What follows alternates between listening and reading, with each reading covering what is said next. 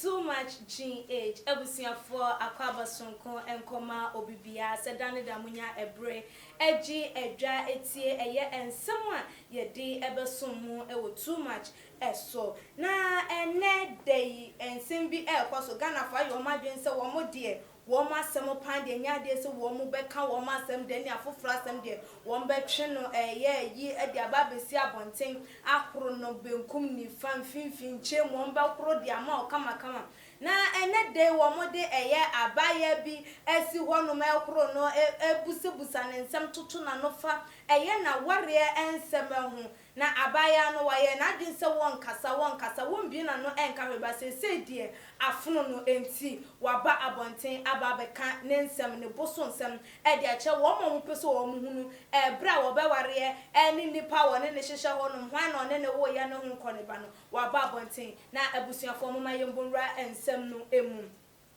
See the munim no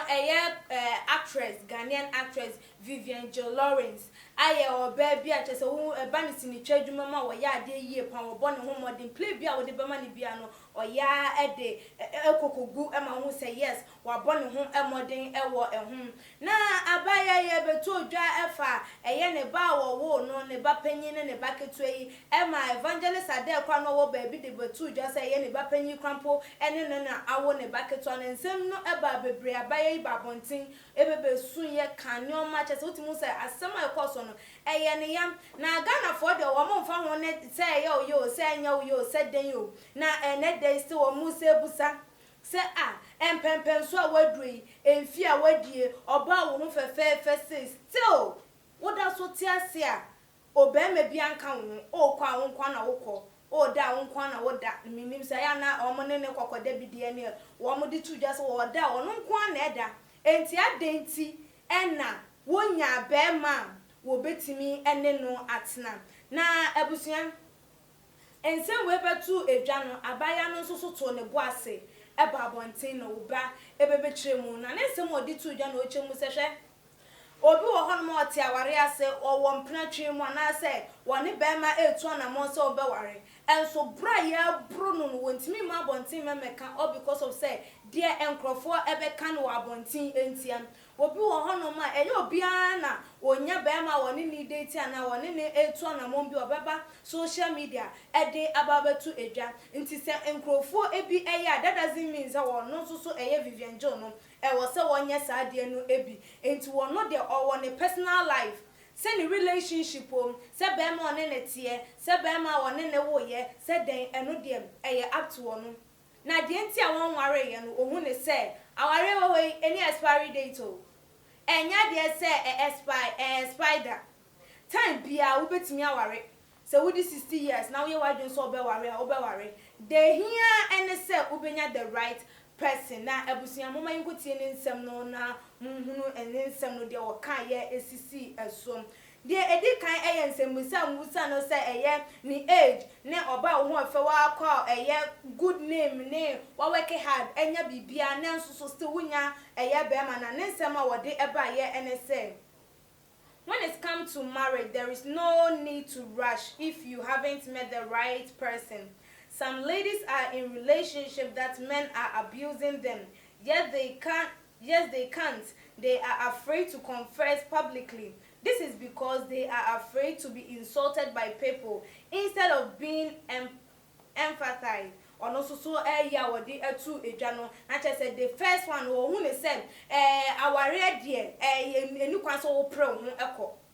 ye mpre ye ho enko aware obi wa aware no ya bro no ye brim no che say ye nada ne punching bag ene ya bro no enso so wontimi mba bonten ememe ka say ena me kunu de ye me ana say ena me yere de ye me because onim say eye den a or the ba bonten ye be criticizing ye be ka say nkofo be kan sem bebre ana wo offer say ebe to edwa no den ye be dwin dia fam ho ena mentena ma de ho saa da bi enti ono no ompre ne ho enkonko rasa ware bi musa na afi wo wukurampo na no wote ho esan so wakwa ye celebrity ukoja ware be ka say celebrity for the hu wo mu ani omware ya na omujai enu nti enya de se wo bedi sa djuma no de biara eda na ebiemu ena wosanso edi tu edwa ese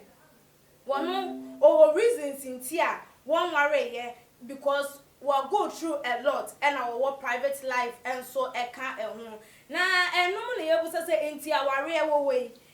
ye kase wo bi che waware obi che waware no eye no krem enu no dey to eja say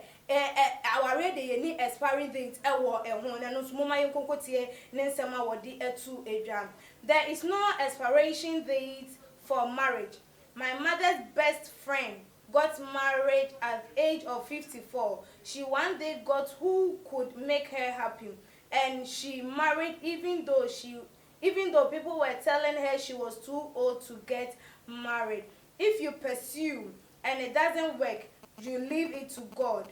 We ene and someone what they etwa eto na che enye aware no yentumi ka enkomu eyanto boase ne maame yonko ne yonko brabo anu ni to anamo onu kura 54 years and sana wonya bema aso ni mu ede no akwakotena efia ene no abo ebra eno krampo no still no enkofo criticize say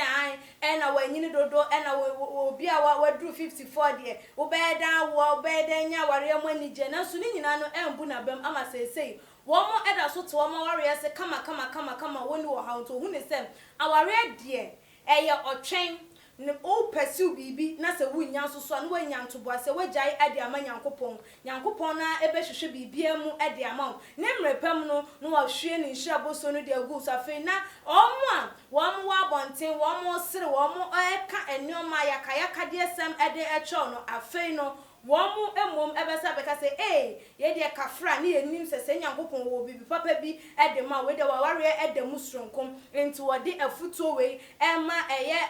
womu busa wo ne se da be no be ware ena ne kunu we he na hwana ne na twempna no we ene anu ya abaya Vivian Jo Lawrence wo de etu edwana chese wono no aware wonya nware ye anase ne kunu a wonfa me mekire ya na boema wo ne ne hye hono ma won't mean fa ne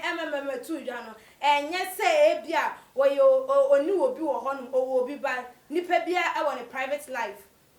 enti wono so ne de enonom wo pa e na wo di nipa ne betu edwa se ebia asumasi ana obenten e na me ne hye honum na won fa obi ma na afa nipa no na eye na yakayaka de na okokoja na afa Ghana fa be ka se na we se sia wonya obi one ne wo se no so akwa akosi ada enti na wo to no but at the right time no nyankopon emrepam no wonya obi a obetimi aso ne mu won ma ne entete won ma ne ha won ma ne nu ne ho so wo de ne ho ebe hye sa ware nim na eno de wo be ware na odensem we tu Ghana for say ye ne ye pe ne ebusa wo ne so ansa de ama ye de wo se fatase etwa ede ebo na ebi nsusu bonachi ebi nsusu eka bi ma no ni se Ghana de wo bia wo na de nkyere se de wo bia ene ne hune no wo bia wo se de o testi ade bia esi efa obi be di ade bia ye nanu dokodoko obi be baba be di the same thing obeka se we de enye dem enti no ebinum ekire mu se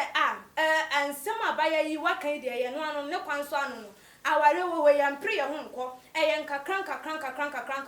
wukọ nya eye be ma wo be pe wa asema na se obema wasoma dwuwa na eno de wapo ba bi aye den atena e wo ho nti we de wo ka no eye ne kwanso anu ebinum so jan wa eya ho brase na wonie because also ohu ne ho san no wo sika wo ni bibia enti no osori ana wo ye ne ho bibia de kire mema no nti e na wo mo enye den entimi approach no na abusia woman kotie adwentwe no ebiem ye nua eye Fred e dia wode e ba ye or saying there is no right person, my dear. Those who are saying they are in abusive relationship also thought they had found a right person. How you approach issues in marriage is what will make the person right for you. Tell us you don't want to get married, not by force. And also so Eddie no say we fa hu crampo say na aware enye say abaya enye sa na etie aware wo we obi wo hono ma woni be ma tie be ma bu no sa be ma na bi ohunu na won bu no na wo do no na wo krokro no na chese nyoma wo ye edima no na ni ndada se bia be ma no ebetimi ayi ne nsa na atene ne nsa e wo no so na nso so no how wo be issues bam how obe confronting issues no obe hwe ne wukunu asset ne no and e be kire se nipa no ye the right person for you and asa when you the right person to kasa na obi wo relationship na ya abuse na e no de enye sa because omo kono omo hu woman say woman your right person. Ti say when you wadwen so worry ade ka say when you wadwen say wo be worry no de nya by force obi am for so wa free will ono so ede no ye nua wo hene ba ede ode eba yo say humble yourself and stop pride, then men will approach you and marry you. You are getting old, please. Or no so ede no say wo bra wo ho asem na wo jai ahantan no no de ebe mema no so o ma twea be na etwe be me oba wo mpom be twea be wo ene awade no enche krampo na ye de ahyehye so enti wunya sa ahobrase na wo yi sa ahantan no efri wo mu a ni nyina so ebetimi abo menim so ne ye ebo abusua de na onim suban so de a ene ono so na adwenkyere no Kwame Esau ede awade eba yo say I'm Ghanaian based Ivory Coast. I want to marry you, so please come. Yeah, Robert, and so at your day by you. So well said, Vivian.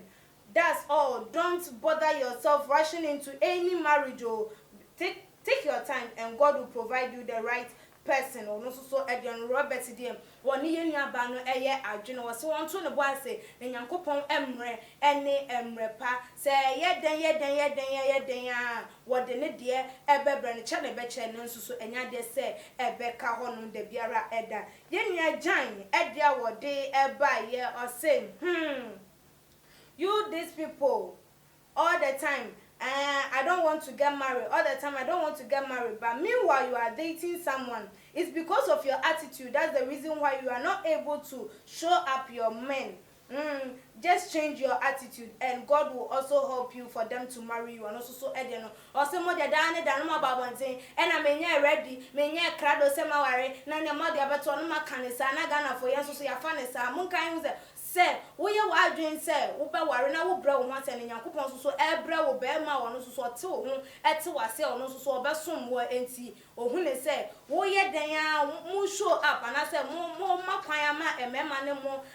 tu anamo ne no mom e na be mo wo ho say bi nipa we wo ye anase wo nye na watimi aye na atena efie do nsa show dem rifem na aye na menya ready say ma ware menya ready say ma ware atwa e na wabo abrewa we ene eye emuaya eba ye enam Vivian Jones some of the betu jan wo mu so wo ne nya adwene wo mo ne ya adwene no wo ma dwencho wo mu edi atu edwa wo so wo fie Vivian Lawrence nin sama wodi egu akwemu efa aware enkofo hu ne se wo che wonye no ware o ma ensusu ye hu ni kunu no wa baba be ya no no hu ne se ye ne kwan so ano no ana se enye ne kwan so wo ka we edi cover up edi amagana fo ehun se still na wo hu ne hu so wo ye young ana se den wa wo fie obetimi de wadwenche no aba ebiem nso sa won subscribe ya no wa ye ede ama ye hwe so efom wo busuafo ene wadofo all the social media platform na emrepem ye de madwenche no ebegu akwanu medin ede ekia sikapa makram fitiani asese ni din ene your friend say mechanic